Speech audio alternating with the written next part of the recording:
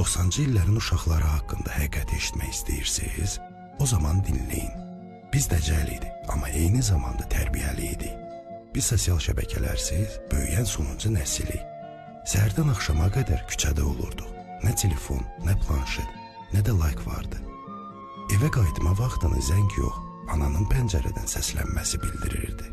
Biz duyğulu filmlərlə və insani dəyərlərlə büyümüşük. Təsəvvürümüzlə möcüzələr yaradırdıq. Oyunlarımız hər şeydən yaranırdı. Sadəcə dostların qapısını döyüb çıxmalarını gözləyirdi. Gecələmələr isə bizim üçün əsl macəra idi. Dünya daha rəngarəng, daha canlı idi. Məclislər sadə, amma unudulmaz olurdu. Şəkillər Instagram ideallarından uzaq idi, amma ruhumuza toxunan nəsə vardı. Biz telefonsuz gülür, qaçır, oynayırdıq. Daim bildirişlər olmadan. O vaxt panik atak nədir? Demək olar ki, heç kim bilmirdi. Sadəcə deyirdi.